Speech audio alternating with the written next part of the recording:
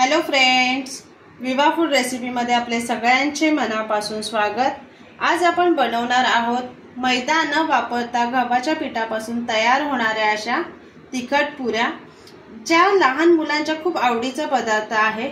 चला तर मग आपण बघूयात त्याची रेसिपी। इथे मी 2 वाटी गव्हाचं पीठ घेतलेलं आहे। इथे मी कसुरी मेथी घेतलेली आहे, तीळ आणि ओवा मी बारीक करून घेतलेलं आहे, थोडं ते टाकून घेते मी।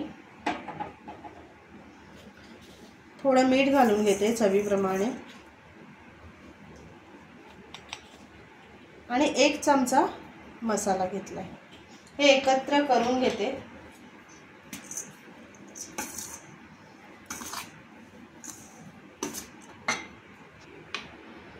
थोड़ा धने जिरे पावडर टाकून घेते आणि 1 चमचा तूप घेते। साजूक गाईचं तूप आहे, ते टाकून मिक्स करून घ्यायचं आपल्याला।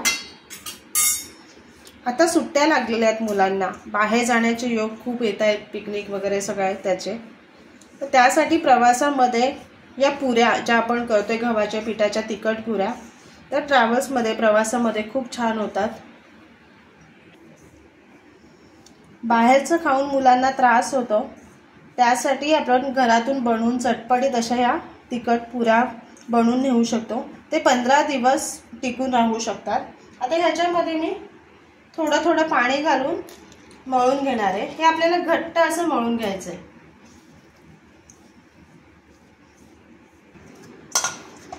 हे पीठ मी मळून घेतले, त्याचे असे गोळे करून घेते।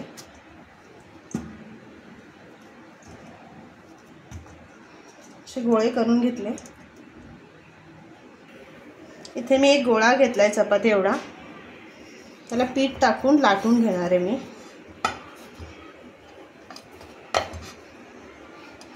एक पूर्ण चपाती एवढं लाटून घेते। इथे मी चपाती एवढं लाटून घेतले, त्याच्यावरती पुन्हा थोडं तूप लावून घेते आणि थोडं गव्हाचं पीठ टाकून घेते, की त्याला आपण जे पुरी बनवणार आहोत त्याला लेयर यायला पाहिजे, त्याच्यासाठी पीठ टाकून घेतले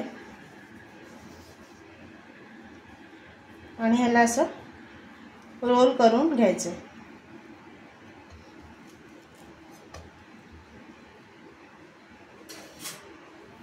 आणि इथे मी सुरीच्या मदतीने असे कट करून घेते, छोटे छोटे कट करते।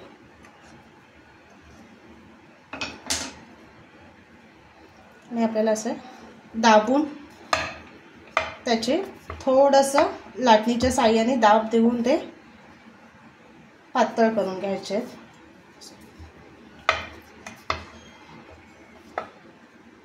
एक एक करून मी सगळं करून घेते। हे मी लाटून घेतल्यात सर्व पुऱ्या। इकडे मी कढईमध्ये तेल गरम करत ठेवलंय, एक एक करून मी तळून घेते।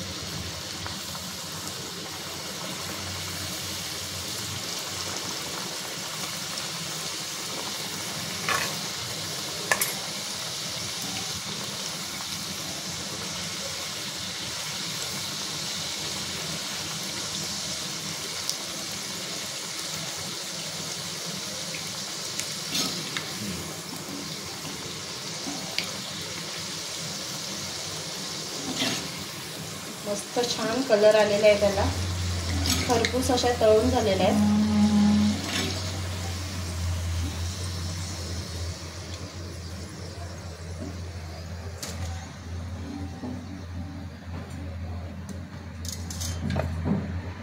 परत मी टाकून घेते। गॅस जास्त फास्ट नाही ठेवायचं, मीडियम ह्याच्यावरती तळून घ्यायचे आपल्याला।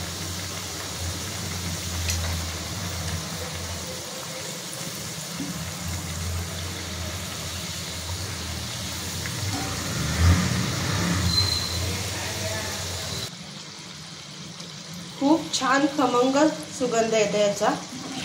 याच्यामध्ये जी मेथी टाकलेली आहे आणि जी कस्तुरी मेथी आहे ना, त्याचा खूप छान खमंग असा सुगंध येते.